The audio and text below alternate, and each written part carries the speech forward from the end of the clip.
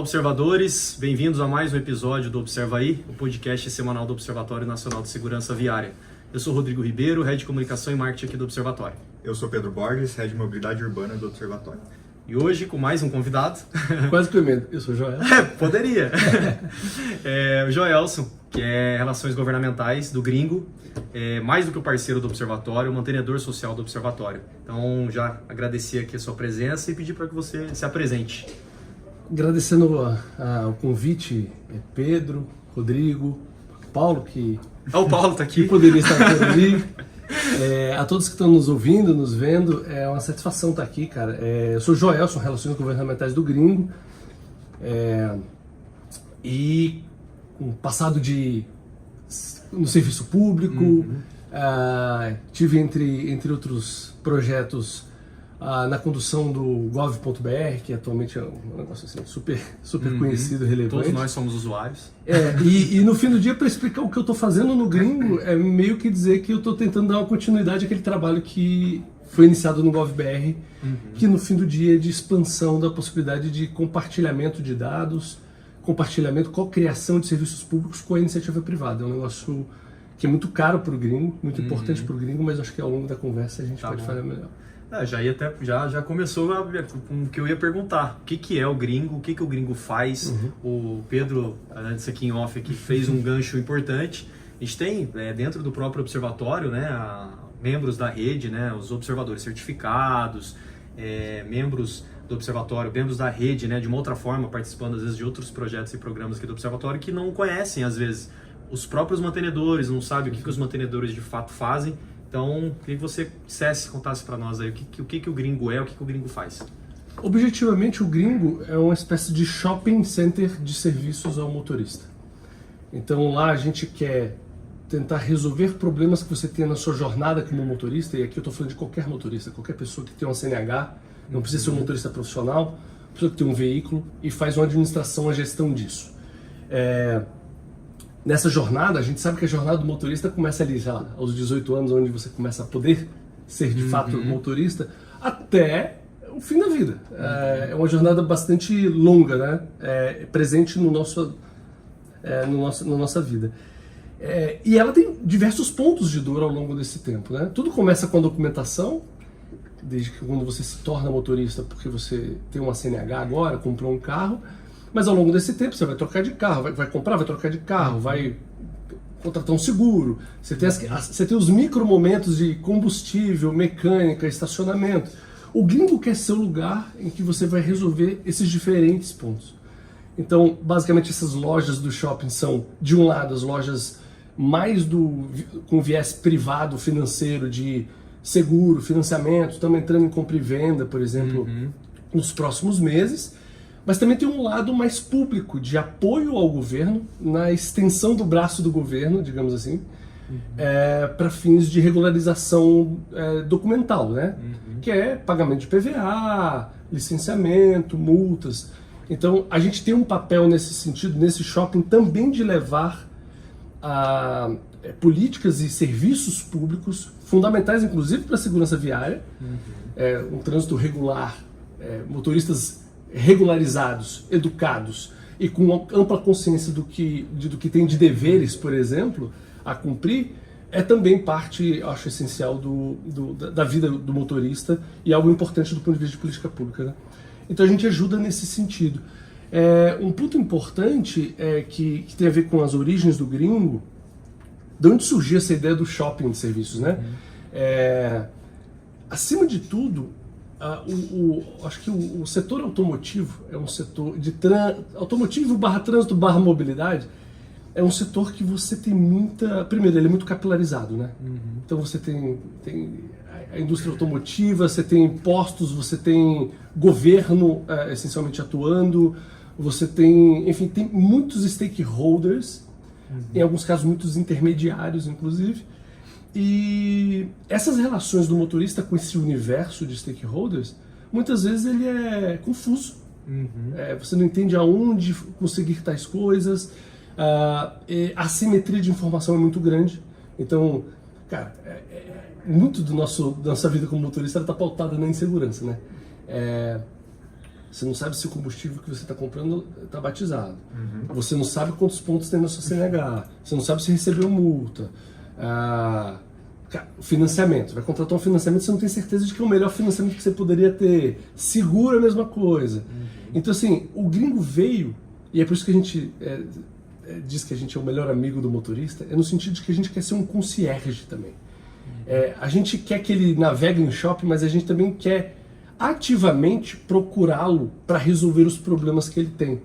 Então, é basicamente daí que veio toda a origem dessa desconfiança, dessa simetria de informação e da necessidade de ter alguém cuidando do motorista. E unificando os serviços também, né? Isso. E unificando, Rodrigo, essencialmente, trazendo oportunidade, inclusive, essa é uma mensagem que a gente passa muito para governos, eu no meu papel de relações governamentais, de que a jornada do usuário é integrada. Você quando está tentando buscar uma prestação de serviço público, você provavelmente está indo lá porque nas suas relações privadas você precisou fazer esse pit stop no governo, né? E todas as jornadas, não só de motorista, de passageiro, de empreendedor, de viajante, de empreendedor, do aposentado, do estudante, todas essas jornadas são jornadas que essencialmente são no mundo privado. Você está fazendo matrícula, você está comprando passagem aérea para o exterior, você está tentando... você está comprando insumos para o seu empreendimento, por exemplo, você eventualmente tem um problema que frequentemente é cartorial, burocrático, e você precisa resolver com o governo. A nossa ideia ali, que a gente tem tentado implantar, e acho que a minha experiência no GovBR me ajuda nesse pitch, é que plataformas de serviço como o GovBR poderiam estar mais próximas da sociedade na medida em que eles saiam dos seus canais próprios e distribuam esses serviços em canais privados. Que ele possa encontrar o cidadão GovBR dentro da plataforma do gringo. Que ele possa encontrar o GovBR dentro das universidades privadas. Então, esse intercâmbio... Fazer essa integração com a iniciativa privada, né? É salutar, porque na cabeça do usuário essa divisão não é muito clara. O que ele quer é resolver um problema. Ele não quer saber se ele vai resolver esse problema no mundo privado ou público. Por onde, né?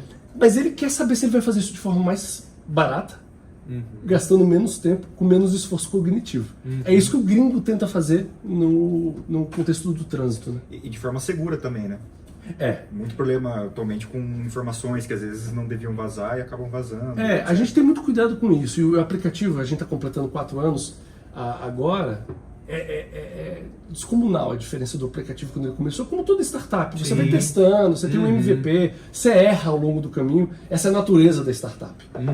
Mas eu acho que a gente tem, um dos acertos que a gente teve nesse trajeto, Pedro, e foi bom que você mencionou isso, é que a gente conseguiu entender muito claramente que segurança, confiabilidade, é um atributo da experiência do usuário. O usuário olha para a segurança como algo que ele quer. Agora, ela não pode ser desmedida em relação ao esforço que ele tem que ter para poder conseguir o que ele quer. Então, assim, toda vez que você bota obstáculos muito grandes para o usuário em termos de login, autenticação, tal, por mais que seja importante essas coisas, elas têm que fazer sentido na jornada dele. Então, um dos debates que a gente faz também sobre compartilhamento de dados entre bases públicas, né, onde estão nossos dados, e empresas privadas, que é onde você está consumindo esses dados, é de que, cara, a gente tem colocado toda a nossa atenção em tecnologia de autenticação, de consentimento do usuário, porque isso é importante, você consentir de que aquele dado pode ser obtido. Tudo isso tem um valor fundamental para o usuário ganhar confiança no serviço, mas se ele foi desmedido, ele desiste do serviço. Isso acontece com empresas, mas acontece com o governo. Quantas vezes você desistiu de buscar uma informação num site de um Detran, por exemplo, ou de uma Secretaria de Fazenda? Né? Assim, acho que aqui é uma questão, e eu como ex-servidor público, passei 18 anos no governo federal, eu acho que eu falo de uma posição de conhecimento pessoal dessa história.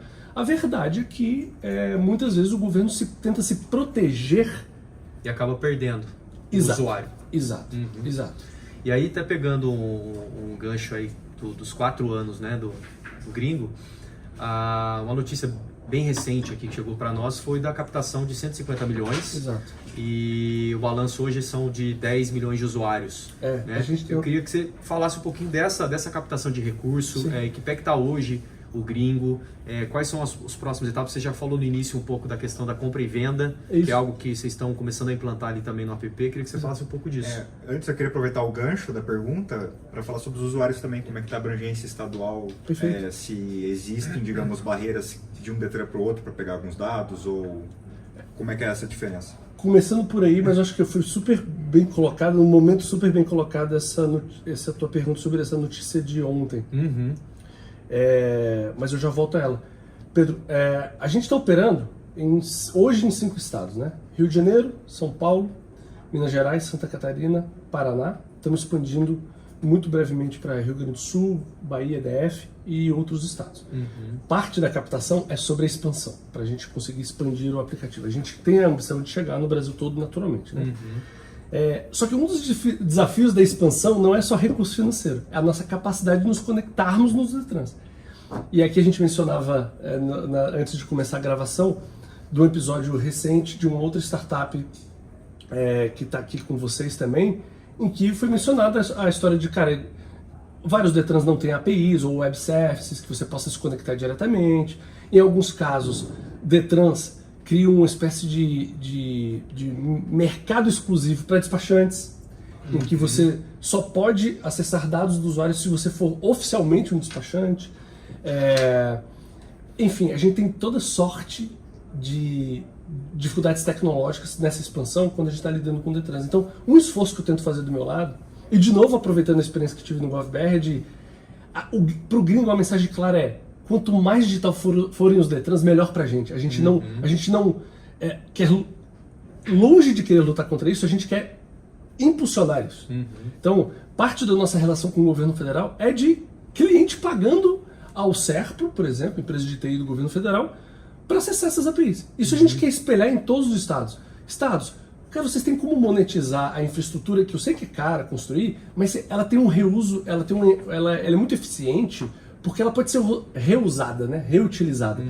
E a gente quer levar isso para os estados. Então, passa, Pedro, por uma questão de padronização de dados, padronização de arquitetura tecnológica, abertura para o setor privado com segurança, com mecanismos de credenciamento formais. Ninguém está falando aqui de nada que não seja formalmente instituído. A gente opera formalmente nos estados.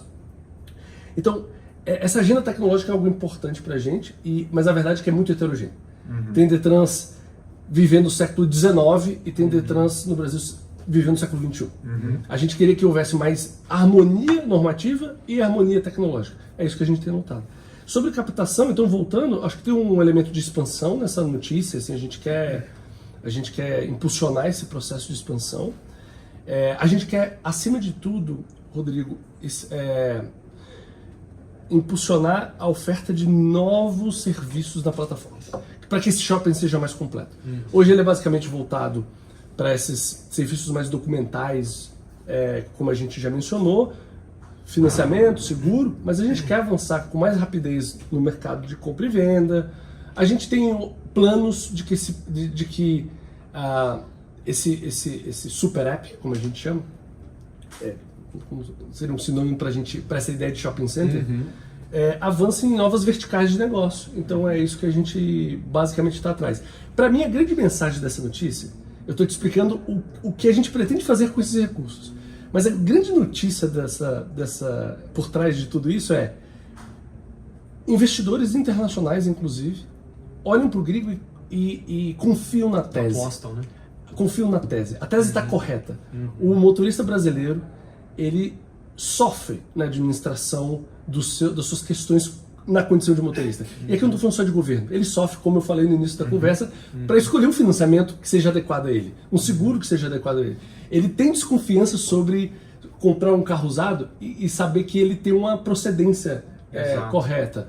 Ele sofre com a questão do combustível que eu mencionei. Então, assim, ele sofre em várias pontas. O gringo quer ser esse lugar em que a gente vai trazer paz mental para ele, para falar assim: cara, pode tomar essa decisão.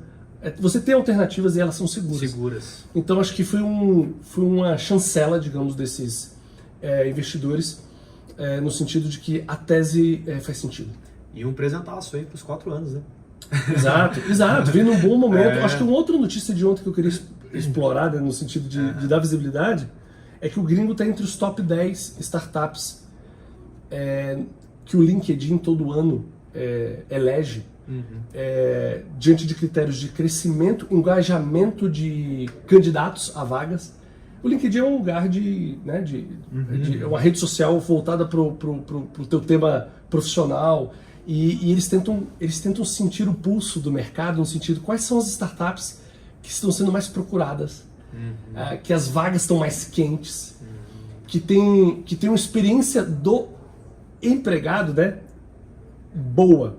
E o gringo se saiu muito bem nessa lista. Ele está na lista dos 10, está em 4º lugar especificamente. Isso mostra que eu acho que a gente está conseguindo construir uma tese de startup que é para fora, cuida bem do amigo motorista, e para dentro, cuida bem do funcionário. E a gente está feliz com isso, porque foi uma mensagem na comemoração dos 4 anos e que celebra esses 2 aspectos. Para dentro muito a gente está conseguindo cuidar das pessoas, para fora a gente está conseguindo cuidar do motorista. Muito legal. E o Pedrão já deu uma olhada no app hoje? O app vem em dia? Sim, tudo certo. Ele deu uma olhada, tá para vencer, né? Mas é legal que ele avisa, ele avisou do licenciamento.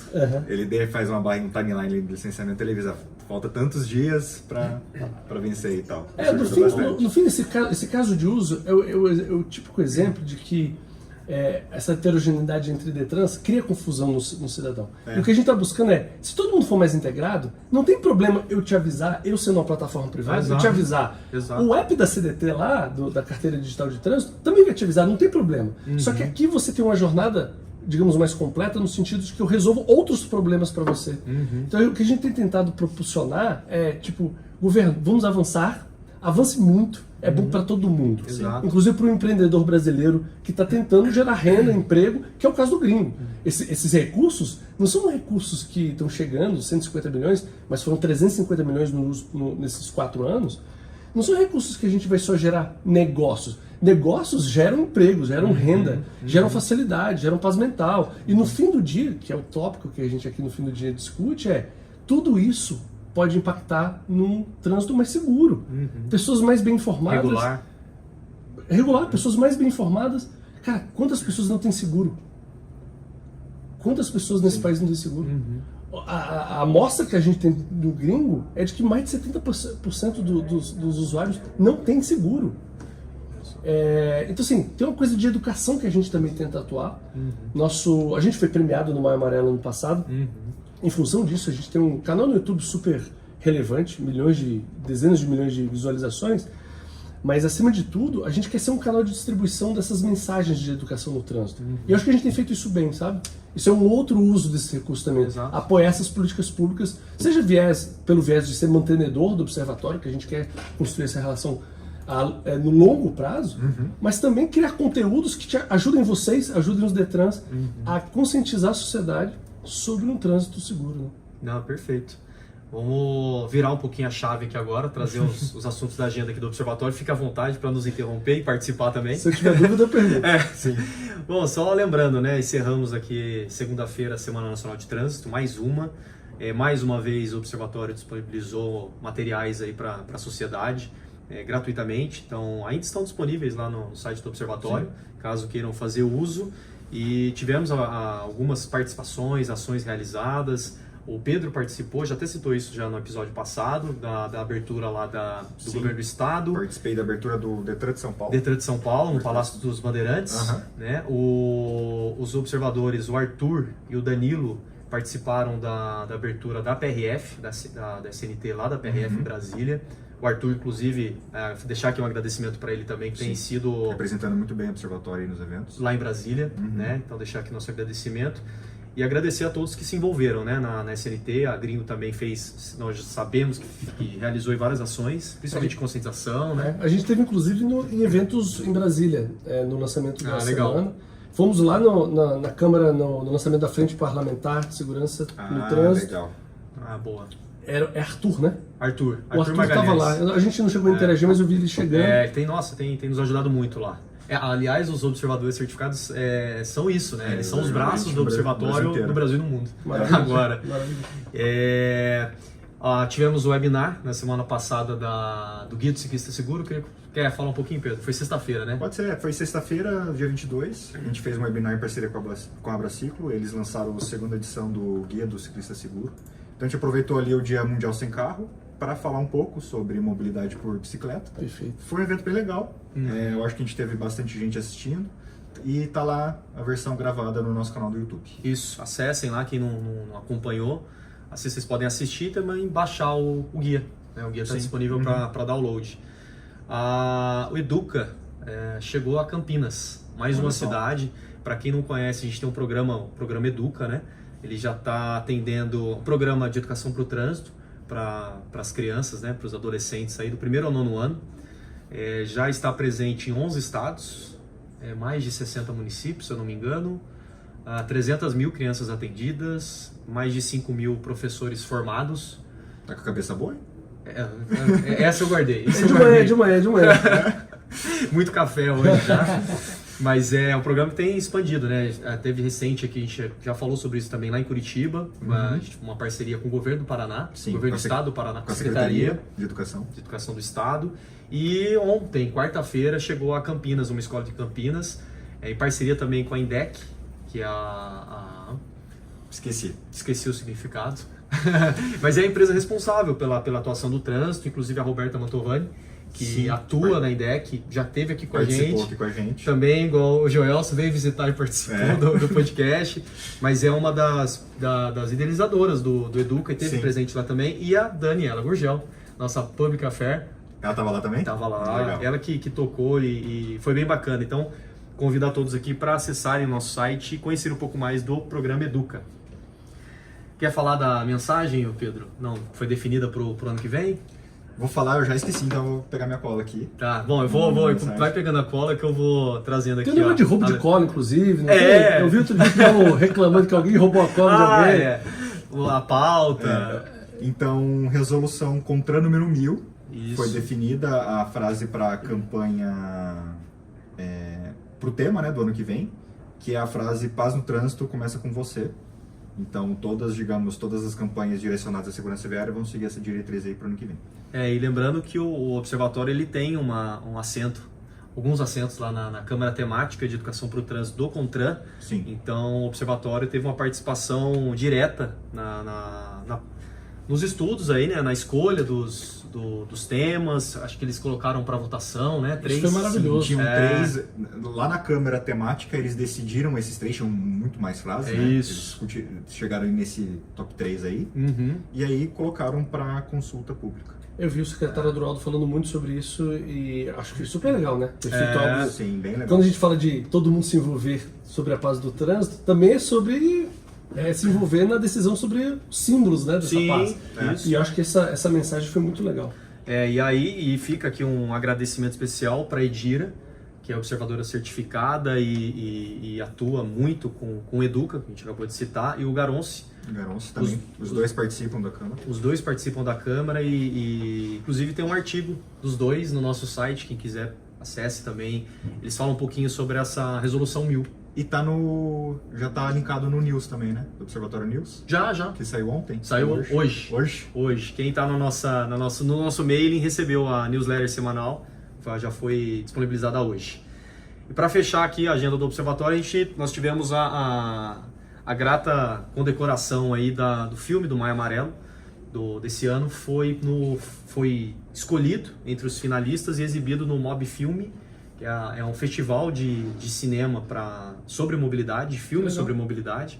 Está na 5ª edição, aconteceu em São Paulo, do dia 13 ao 17, se eu não me engano, agora de setembro. E também o filme, para quem não acompanhou, não viu o filme, está disponível nas nossas redes, no nosso site também.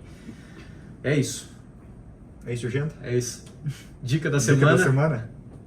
É sua. Domingo agora, eu tava voltando de Curitiba pela Regis Bittencourt e peguei uma chuva assim, torrencial. E queria falar sobre aquaplanagem, então. Porque a drenagem lá da via não tá muito boa, etc. E meu carro acabou pegando bastante aquaplanagem. Então a dica que eu quero deixar é, quando tá chovendo muito e você viu que perdeu um pouquinho da tração ali com o carro, solte o acelerador e tente reduzir a velocidade para que não perca o controle do veículo. E outra dica que eu vou dar também, eu gosto de usar muito aquela função cruise do carro, que ele controla a velocidade automaticamente. Só que não é nada recomendado nessa situação de chuva, porque o carro ainda tenta alcançar aquela velocidade que está regulada. E aí você acaba perdendo mais ainda a tração, porque a roda fica rodando ali em cima da região que está aquaplanando. Então, essa é bem boa, hein? Deixo essas dicas aí. Dica boa também é quem sentiu inveja aqui do Aí, nosso ó, Fusquinha. aí, ó. Procure o observatório, me procurem, que isso aqui deu um charme aqui, hein? E um cheiro. É, um cheiro. O cheiro, e quem não gosta de Fusca não vai pro céu. É verdade. Quem que não gosta de um Fusca, cara? É muito legal. Bom, é isso, é curiosidade. Vou passar. Vai passar? Vou passar. Vai deixar na conta do Paulo. Deixo na conta do Paulo. Tem que trazer 2 curiosidades no próximo. No próximo tem que trazer 2. Na semana passada a gente puxou pra a Tati da A gente não puxou não, ela acabou... Ela acabou falando, né? Mas fico nessa... O Paulo sempre cobra, né? Sempre tem uma cobrança, né? O Paulo não tá aqui, então fica né, a cobrança aqui para no próximo episódio a gente... Talvez a gente venha com 2 curiosidades ao invés de uma dica e uma curiosidade. E aí a gente pensa e depois a gente traz aqui para vocês. Bom, a gente está chegando ao fim aqui de mais um episódio. Queria agradecer o Joelso pela parceria, pelo tudo que eles fazem em parceria aqui com a gente, pela sua participação aqui também. Deixar as suas considerações finais. Cara, só agradecimento. Obrigado pelo convite, obrigado pelas oportunidades que a gente tem com vocês. E aqui fica o compromisso público do Gringo de continuar apoiando essa causa em todos os níveis, federal, estadual, municipal, Brasil e fora do Brasil. Contem com a gente para projetos que vocês considerem que são relevantes e que precisem da gente. A gente vai continuar labutando nessa agenda, sem dúvida. Muito legal, muito sucesso pro Gringo. Muito obrigado. Valeu. A gente que agradece. Isso. Então eu gostaria de agradecer a toda a nossa rede, aos mantenedores sociais, em especial o Gringo, que está aqui com a gente hoje. Mas também a Abraciclo, Anfávia, CNT, CS Senat, ITL, a GoPlus, iFood, Ipiranga, Mobilidade Estadão, Raizen, Uber, Veloy e Vibra. Aos mais de 500 e... Agora passamos. Até alguns episódios atrás nós tínhamos 450 observadores certificados, mas tivemos a formação da turma 10 na semana passada, foram mais ou menos 90. Então, batendo aí os 550 observadores certificados são, a gente já citou aqui, os nossos braços aí no Brasil e no mundo. Um agradecimento especial aos observadores. A todas as empresas, prefeituras e entidades, Laço Amarelo, as que aderiram ao Educa e a todas as instituições que mantêm cooperações técnicas aqui com o Observatório. Valeu, pessoal, até o próximo episódio. Falou, galera, até o próximo.